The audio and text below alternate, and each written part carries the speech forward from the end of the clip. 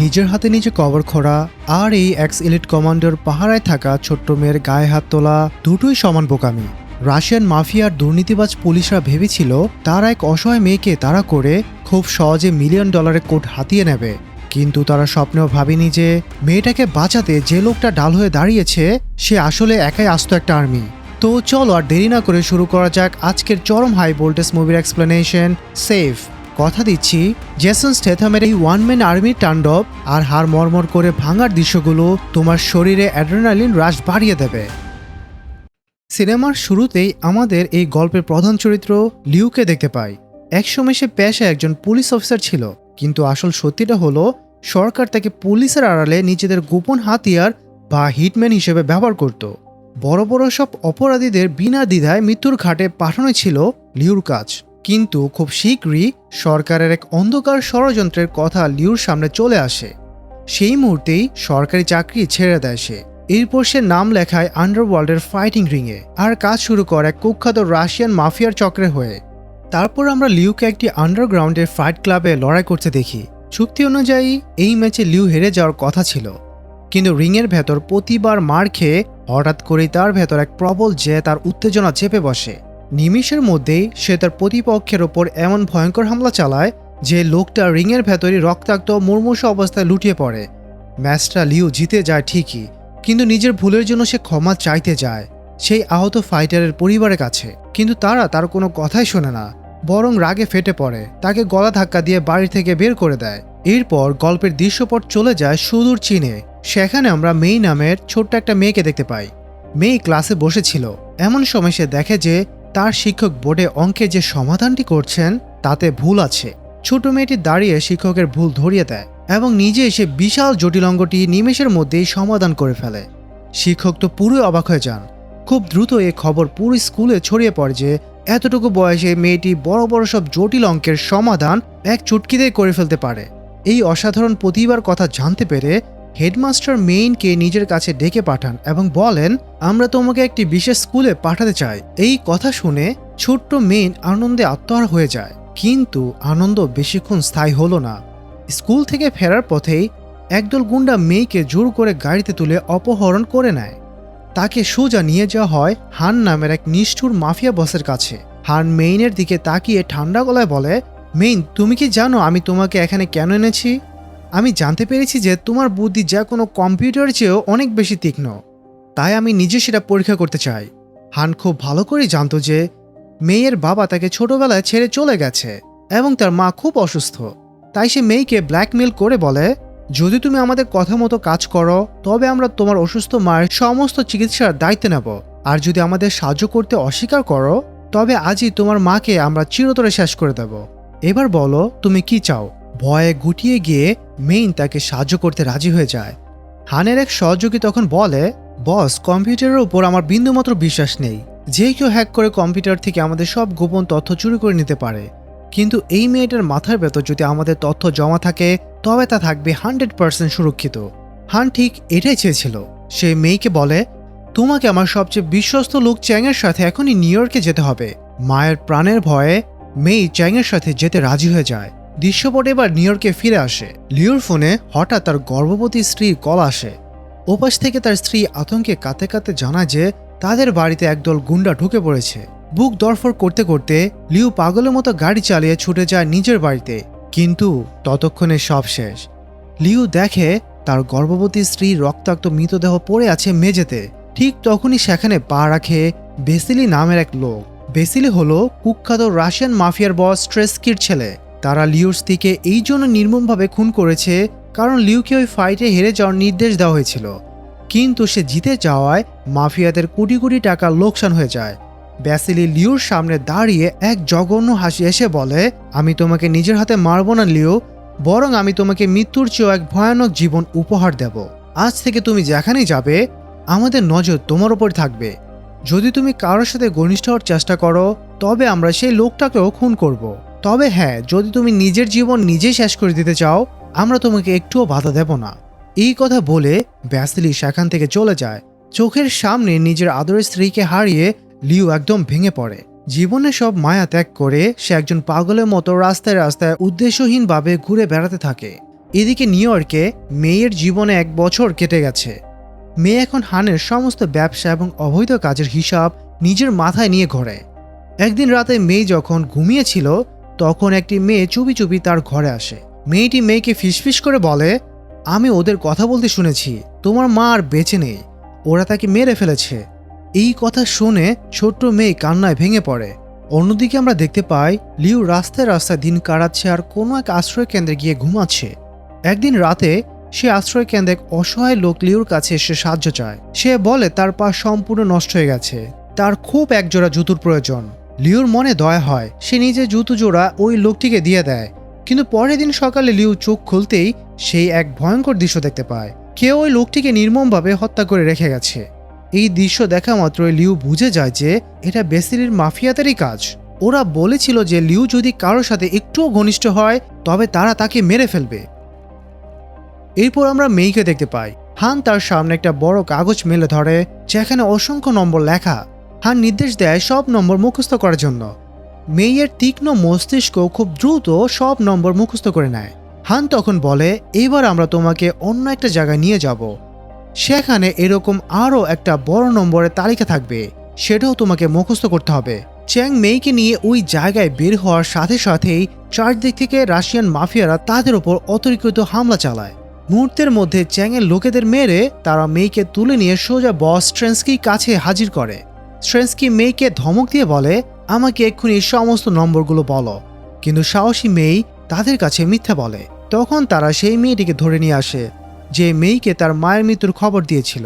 মেয়েটি চীনের ভাষায় মেয়ের কাছ থেকে নম্বরগুলো জানার চেষ্টা করে, কিন্তু মেই একদম চুপ থাকে। আর তখনই কোনো দ্বিধা ছাড়াই রাশিয়ান মাফিয়ারা ওই নিরীহ মেয়েটির মাথায় গুলি করে তাকে নির্মমভাবে খুন করে। এদিকে হান রেগে ফেটে পড়ে চ্যাংয়ের ওপর। সে চিৎকার করে বলে, যদি ওরা মেয়েটিকে নিয়ে যাচ্ছিল তবে তোমার উচিত ছিল ওই মেয়েটাকে ওখানে গুলি করে মেরে ফেলা, কারণ ওর কাছে আমাদের সব অমূল্য তথ্য আছে। এরপর চ্যাং উলফ নামের একজন দুর্নীতিগ্রস্ত পুলিশ অফিসারকে কল করে। ওই উলফ আসলে হানের হয়ে কাজ করে। চ্যাং উলফকে নির্দেশ দেয়, আমরা ওই মেয়েটিকে চাই, জ্যান্ত হোক বা মৃত। যেহেতু মেয়ে তখন ট্রেস্কির ডেরায় বন্দী, তাই উলফ তার বিশাল বাহিনী নিয়ে সোজা ট্রেস্কির আস্তানায় গিয়ে হাজির হয়। সে হুমকি দেয় যে তারা যে কোনো মুহূর্তে ভেতরে ঢুকে আক্রমণ করবে। এই হুমকিতে রাশিয়ানরা যখন মনোযোগ হারিয়ে ফেলে, ঠিক সেই সুযোগ কাজে লাগিয়ে মেই সেখান থেকে পালিয়ে যায়। এদিকে লিউকে দেখা যায় একটি সাবওয়ে স্টেশনের ট্রেনের লাইনের কাছে দাঁড়িয়ে থাকে। সে আর এই অভিশপ্ত জীবন সইতে না পেরে ট্রেনের নিচে ঝাঁপ দিয়ে আত্মহত্যা করার প্রস্তুতি নিচ্ছিল। ঠিক সেই মুহূর্তে মেই হাঁপাতে হাঁপাতে লিউর পাশ দিয়ে দৌড়ে যায়। লিউর চোখ পড়ে মেয়ের ওপর, আর তারপরে সে দেখে মেয়ের পেছনে ধাওয়া করছে রাশিয়ান মাফিয়ারা। শুধু তাই নয়, ওই মাফিয়াদের দলের মধ্যে লিউ দেখতে পায় সেই জঘন্য লোকটাকে যে তার গর্ভবতী স্ত্রীকে খুন করেছিল। প্রতিশোধের আগুনে জ্বলে ওঠে লিউ। সে আর আত্মহত্যা করে না, বরং তাদের পেছনে ধাওয়া করতে শুরু করে। মাফিয়ারা মেইকে ধাওয়া করতে করতে একটা ট্রেনের ভেতর উঠে পড়ে। ট্রেন ততক্ষণে চলতে শুরু করেছে, কিন্তু লিউ চলন্ত ট্রেনের বাইরে ঝুলে পড়ে এবং জানালা দিয়ে ভেতরে ঢুকে যায়। ভেতরে ঢুকেই লিউ এক এক করে সব মাফিয়াকে চরম নৃশংসতায় মারতে শুরু করে। আর অবশেষে সে সেই খুনি লোকটাকে নিজের হাতে শেষ করে যে তার স্ত্রীকে কেড়ে নিয়েছিল। ট্রেন স্টেশনে থামতেই মেয়ে দৌড়ে বাইরে বেরিয়ে আসে, কিন্তু বাইরে আসতেই উলফের দলের দুজন গোয়েন্দা তাকে ধরে ফেলে এবং গাড়িতে তোলার চেষ্টা করে। ঠিক তখনই সেখানে লিউ হাজির হয়। নিমেষের মধ্যে সে ওই দুই পুলিশকেও অজ্ঞান করে মাটিতে ফেলে দেয় এবং মেয়েকে নিয়ে সেখান থেকে পালাতে শুরু করে। কিন্তু এখন লিউর পেছনে এদিকে রাশিয়ান মাফিয়া আর অন্যদিকে উলফের পুলিশ বাহিনী। লিউ তার অসাধারণ বুদ্ধি আর ক্ষিপ্ততা কাজে লাগিয়ে সবাইকে ধোঁকা দিয়ে মেয়েকে নিয়ে বহুদূর পালিয়ে যায়। নিরাপদ জায়গায় আসার পর লিউ মেয়েকে বলে, ভয় পেও না, আমি তোমার কোনো ক্ষতি করব না, আমি শুধু তোমাকে সাহায্য করতে চাই। আজকে যদি তুমি ওই স্টেশনে না আসতে তবে আমি আত্মহত্যা করতাম। তুমি আমার জীবন বাঁচিয়েছ, তাই তুমি আমাকে বিশ্বাস করতে পারো। মেয়ে লিওর ওপর ভরসা পায়। তারা দুজন গিয়ে নতুন পোশাক কেনে এবং একটি হোটেল রুম ভাড়া করে। রুমে গিয়ে লিও মেইকে জিজ্ঞাসা করে, আচ্ছা এতগুলো লোক তোমার পেছনে কেন পড়ে আছে, তুমি কোথা থেকে এসেছো? মেই তখন তাকে তার অতীতের সব কথা খুলে বলে। সে জানায় কিভাবে চীনে তাকে অপহরণ করে হান এত বড় বড় কোট মুখস্থ করিয়েছে এবং দ্বিতীয় কোটটির জায়গায় যাওয়ার পথেই রাশিয়ানরা তাদের ওপর হামলা করেছে। তাদের কথোপকথন চলার মাঝেই আমরা দেখি চ্যাং সেই হোটেলে এসে হাজির হয়েছে। সে সোজা রিসেপশনে গিয়ে জিজ্ঞাসা করে যে এখানে একটা বাচ্চা মেয়েকে নিয়ে কোনো লোক এসেছে কিনা। রিসেপশনিস্ট তথ্য দিতে অস্বীকার করলে চ্যাং সরাসরি তার মাথায় বন্দুক ঠেকিয়ে বলে, এখনই সব বলবি, না হলে তোর মাথার খুলে আমি এখনই উড়িয়ে দেব। আতঙ্কে থরথর করে কাঁপতে কাঁপতে মেয়েটি লিওর রুম নম্বর বলে দেয়। চ্যাংয়ের লোকেরা যখন লিওর রুমের দিকে এগোচ্ছে তখন হোটেলের সিকিউরিটি গার্ডদের সাথে তাদের তুমুল গোলাগুলি শুরু হয়ে যায়। গুলির আওয়াজ শুনেই লিও সতর্ক হয়ে যায়। সেই মেয়েকে জিজ্ঞেস করে, তোমার কাছে কি কোনো মোবাইল ফোন আছে? মেয়ে বলে, হ্যাঁ আছে, কিন্তু সেটা তো সুইচ অফ করা। লিও বিরক্ত হয়ে বলে, সুইচ অফ করলেও কোনো লাভ নেই, ওরা ওই মোবাইলের সিগন্যাল ট্র্যাক করে আমাদের খুঁজে বের করেছে। তুমি এখনই তোমার মুখস্থ করা সব নম্বর একটা কাগজে লিখে ফেলো।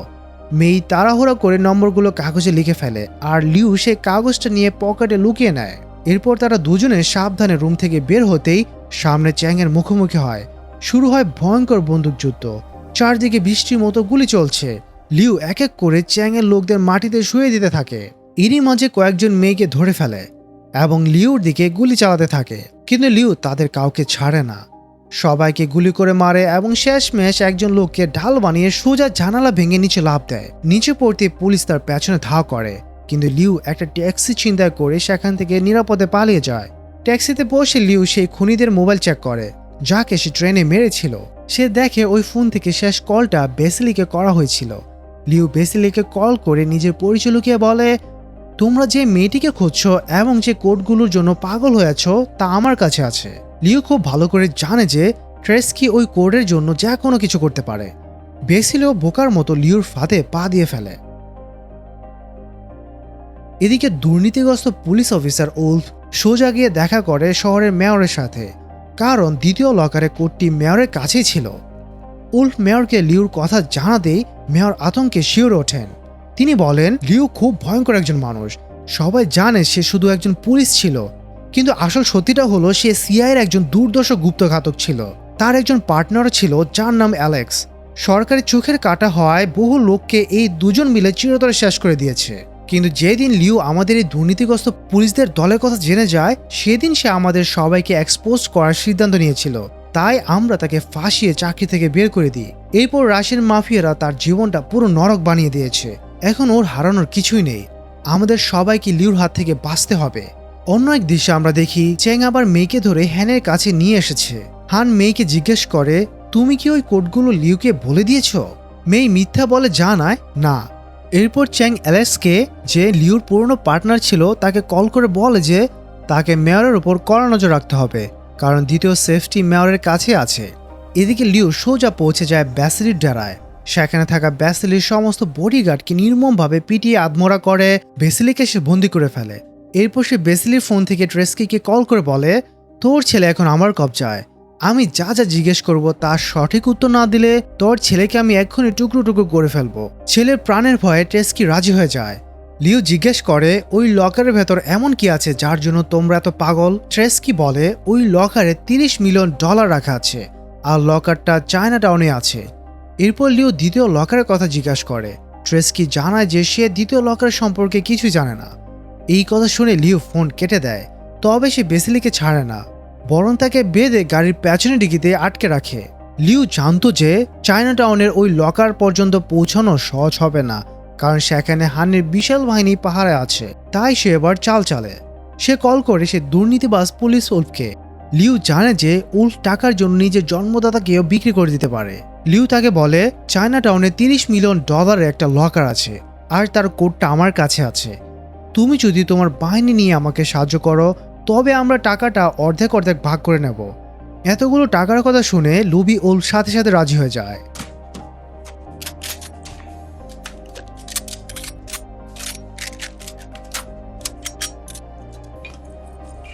উলফ তার পুলিশ বাহিনীকে নিয়ে লিওর সাথে চায়না টাউনে পৌঁছায়।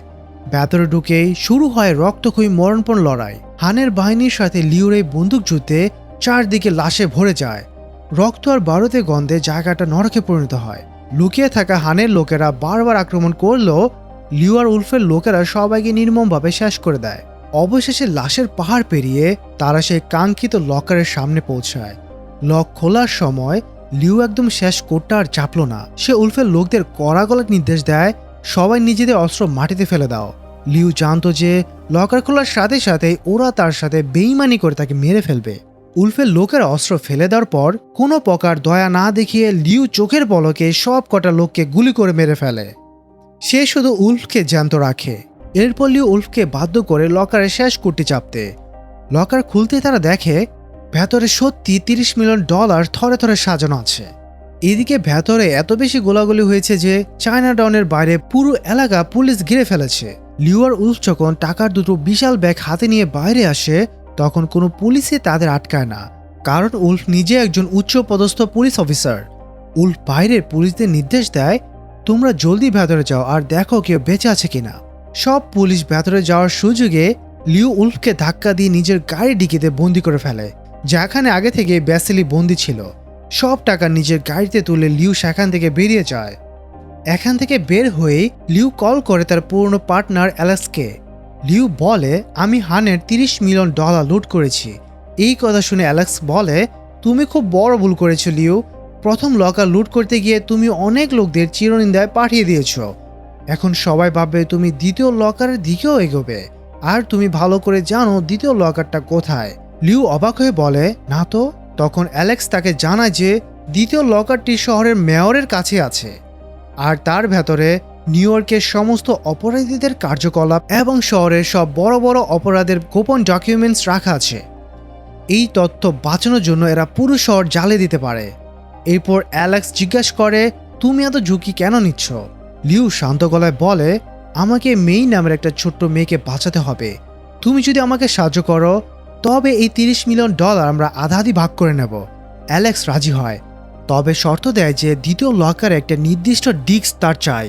লিউ ওই শর্ত মেনে নেয়। চুক্তি অনুযায়ী অ্যালেক্স সোজা চলে যায় চ্যাংয়ের কাছে। সেখানে ঢুকে চ্যাং এবং তার সমস্ত লোককে নির্মমভাবে হত্যা করে। সে মেয়েকে উদ্ধার করে। অন্যদিকে লিউ সোজা পৌঁছে যায় মেয়রের কাছে। সে মেয়রের মাথায় বন্দুক ঠেকিয়ে তাকে দিয়ে দ্বিতীয় লকারটি খুলতে বাধ্য করে। লকার থেকে ডিস্কটি বের করে নেওয়ার সাথে সাথে লিউ কোনো মায়া না দেখিয়ে মেয়রের মাথায় গুলি করে তাকে শেষ করে দেয়। এরপর সে ডিস্কটি নিয়ে অ্যালেক্সের দেওয়া ঠিকানায় পৌঁছায়। লিউ সেখানে পৌঁছাতে এসে দেখে যে অ্যালেক্স আগে থেকে সম্পূর্ণ প্রস্তুত। অ্যালেক্সের পরিকল্পনা ছিল সে লিউ আর ওই বাচ্চা মেয়েটা দুজনকে মেরে সব টাকার ডিস্ক নিজে নিয়ে নেবে, কিন্তু লিউ এই বেইমানির কথা আগে থেকে জানতো। লিউ অ্যালেক্সকে দেখে হাসতে হাসতে বলে, আমি ওই $30 মিলিয়ন শহরে বিভিন্ন জায়গায় লুকিয়ে রেখে এসেছি। তুমি যদি কোনো চালাকি করার চেষ্টা করো তবেই টাকা কানা করে তুমি পাবে না। যদি তোমার সব টাকা আর ডিস্ক চাই তবে মেয়েটাকে ছেড়ে দাও আর আমার সাথে খালি হাতে লড়তে এসো। তুমি যদি জিততে পারো তবে আমি সব বলে দেব। টাকার লোভে অ্যালেক্স রাজি হয়ে যায়। সে তার হাতে বন্দুকটা নিচে নামিয়ে লিউর দিকে এগিয়ে আসতে থাকে লড়াই করার জন্য।